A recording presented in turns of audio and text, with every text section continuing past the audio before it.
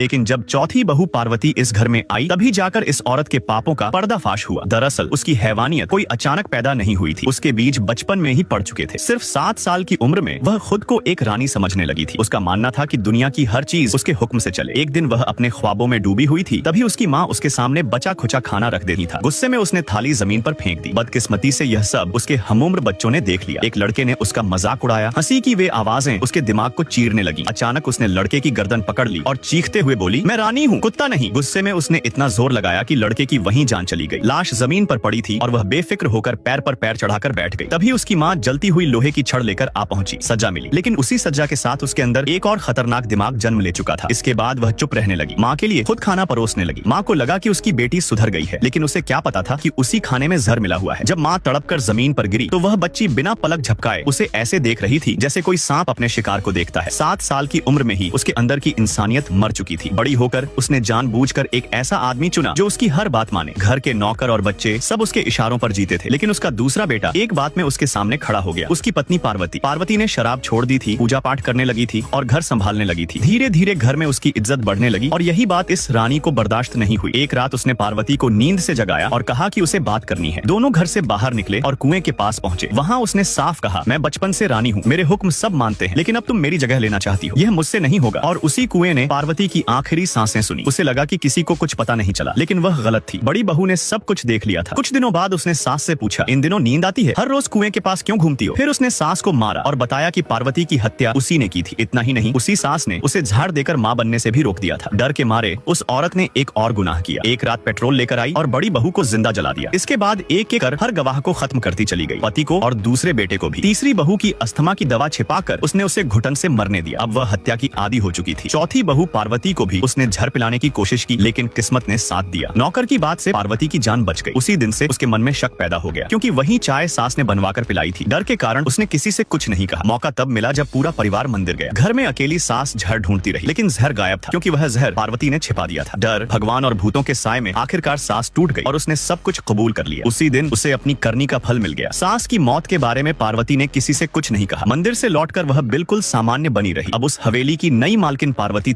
सबसे बड़ी बहू ने आत्महत्या कर लिया, दूसरी बहू ने नदी में कूदकर मर गई और तीसरी बहू अस्थमा के दौरे से घुट घुट कर मर गई। और अब इस घर में चौथी नई दुल्हन नैना का आगमन हुआ। किस्मत से वह पहले की तीनों बहुओं से ज्यादा मजबूत निकली, क्योंकि घर में आते ही उसने उल्टा अपने ससुर को मात दे दी। सास ने भले ही उसे घर से बाहर नहीं निकाला, लेकिन यह साफ कर दिया कि वह योग्यता के साथ सुहागरात नहीं मना सकती और मजबूरी में उसे आंगन में सोना पड़ा। तभी नौकरानी की जुबान से उसे इस घर का भयानक राज पता चला। नैना डर के मारे कांप उठी और तुरंत रोते रोते अपनी माँ को फोन लगाया। उम्मीद थी कि माँ आकर उसे वापस ले जाएगी, मगर उसकी माँ ने साफ इनकार कर दिया, क्योंकि वह पहले ही दक्षिण से आई मोटी दहेज की रकम ले चुकी थी। अब नैना के पास कोई राह नहीं बची थी। न मायके जा सकती थी, न ससुराल से निकल सकती थी, और मजबूरी में उसने यहीं रुकने का फैसला किया। अच्छा हुआ कि उसका पति यज्ञता उसके साथ अच्छा व्यवहार करता था। उसकी मीठी बातों ने नैना के मन में थोड़ी हिम्मत जगाई और उसने ठान लिया कि किसी तरह इस घर में घुल मिल जाना ही पड़ेगा। सुबह वह हिम्मत करके सास के लिए चाय लेकर पहुंची। सास का मूड ठीक देखकर नैना ने धीरे से कहा कि जल्दी में आने के कारण वह अपने कपड़े लाना भूल गई है। सास तुरंत अलमारी की ओर बढ़ी, मानो यह जताना चाहती हो कि अब उसे मायके जाने की कोई जरूरत नहीं। जब नैना ने अलमारी खोली तो दंग रह गई। उसमें पहले से मर चुकी बहुओं के कपड़े रखे हुए थे। दिल में ढेरों सवाल उठे, लेकिन डर के कारण उसने कुछ नहीं कहा। उसी दौरान घर में डॉक्टर आ पहुंचा। उसे दूसरे बेटे का इलाज करना था, जो पिछली रात से ही पागलपन की हालत में था। सास ने छोटी बहन को उसे जगाने भेजना चाहा, मगर कल ही उसका उससे झगड़ा हुआ था, इसलिए वह जाने को तैयार न हुई। तभी कपड़े बदलकर आई नैना आगे बढ़ी और बोली, मैं उसे जगा देती हूँ। उसे जरा भी अंदाजा नहीं था कि यह कदम उसे बड़ी मुसीबत में डाल देगा, क्योंकि उसने वही कपड़े पहन रखे थे जो दूसरे बेटे की पत्नी पार्वती पहनती थी। दूसरे बेटे ने उसे देखते ही अपनी पत्नी समझ लिया और बुरी तरह झपट पड़ा। अच्छा हुआ कि समय रहते सास ने उसे बचा लिया। फिर बड़े और छोटे बेटे ने मिलकर दूसरे भाई को काबू में किया और डॉक्टर ने इंजेक्शन देकर उसे शांत किया। लेकिन नैना का डर इतना गहरा था कि वह खिड़की के पास जाकर फूट फूट कर रोने लगी। सास ने उसके हाथ में गर्म चाय का प्याला थमाया और ढाढ़स बंधाया। उसने समझाया कि दूसरा बेटा हमेशा से ही गुस्सैल और लापरवाह रहा है और पार्वती को भी उसने बहुत दुख दिए थे। धीरे धीरे बात घर की परंपराओं तक पहुंची। घर वाले कहते थे कि उनके पास 150 एकड़ जमीन है और वे भगवान गोंदाया की पूजा करके समृद्धि पाते हैं। लेकिन जब पार्वती ने भगवान को ही दोष देना शुरू किया और मूर्ति को कुएं में फेंक दिया तो पूरा घर उसके खिलाफ हो गया। गुस्से में बड़े बेटे ने उसे थप्पड़ भी जड़ दिया। इसी दौरान घर के नौकर ने नैना को चौंकाने वाली बातें बताई। उसने कहा कि पार्वती शराबी नहीं थी, बल्कि शुरू में ही उसने शराब छोड़ दी थी और भगवान की पूजा करना शुरू कर दिया था। असलियत यह थी कि उसका पति हर्षा औरतबाज था। वह बाहर गांव की लड़कियों पर नजर रखता और एक बार तो उसने एक किसान की बेटी तक को जबरन छेड़ा। जब यह बात पार्वती को पता चली तो उसका अपने ससुराल ससुराल और घर वालों से झगड़ा होना स्वाभाविक था।